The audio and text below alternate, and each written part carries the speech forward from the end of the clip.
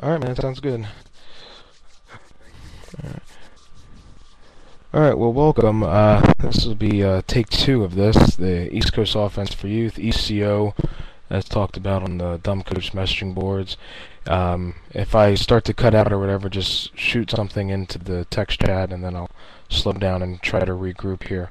Won't take as much time with the previous slides. For those people catching on download, I've coached youth ball for 9 years. This is my second year using the offense, and I've coached ages between 8 and 14. I have a good amount of experience with that range.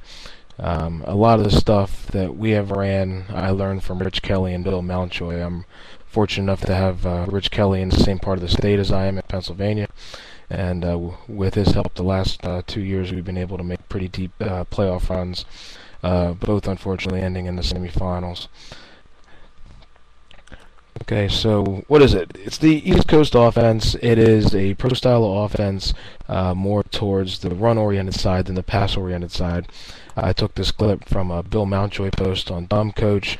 If you want to learn a little bit more about it, you would have to look up Joe Bugle and type in Redskins, and you'll find out all the history about it. So why did I choose the East Coast offense? The run game is extremely simple. There's very few blocking schemes, and these blocking schemes are very fantastic.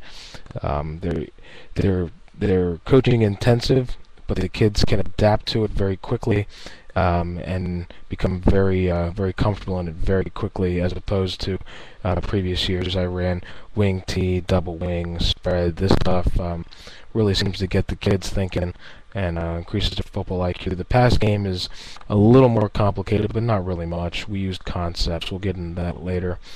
The formations, we're a multi-formational team. We had, I think last year when I broke down the film, we used almost 35 different formations, and we built these formations with tags. So we have base formations that we can add tags like overs and loose and tight and flip and shift and rock and all kind of fun stuff that we use to create a new formation for the defense, make them mold to it, and try to create a mismatch. Personnel. This is one of the big reasons why I started looking more into this. We have youth kids. The majority of us here are working with youth kids. We have our Fat Freddies, we have our Tiny Tommies, we have our Fast Jacks, we have our Tall Bills and stuff like that. This offense can be molded to fit almost any build of any player, if you're football savvy enough to put them in the correct spots. You know, we have one running back. We have tight ends. Both the tight ends are not the same. One's more of a lineman, is a blocker. One's more of a receiver and can be put in the backfield. Wide receivers, we used a lot of minimum play type kids, smaller kids, and they really got excited when they were in the wide receiver position, and they only have to learn a few things in terms of the run game, and the pass game, like I said, is simple. The flexibility in it, you can do a ridiculous amount of things with it. You can, run motions, you can run reverses, anything that you pretty much see on TV you can do with this. And it's fun. The as seen on TV part, I had kids coming back to me saying, hey, did you see this in the Monday night game? Hey, did you see this on Saturday at the college game? I said, yeah. He goes, that's really cool. We do the same thing. This is called this. I was telling my parents. So imagine if you can have your kids practice, go home and watch TV and see exactly what they're running, and they can become better coached from the television.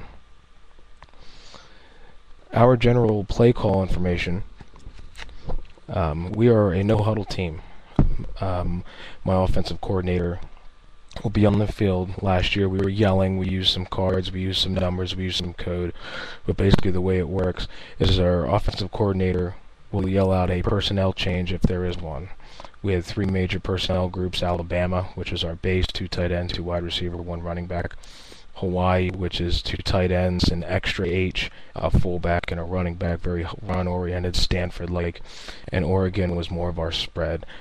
We would have 3 wide receivers and an H. Sometimes we take the H out and put in 4 wide receivers, single back. We were under center the entire year.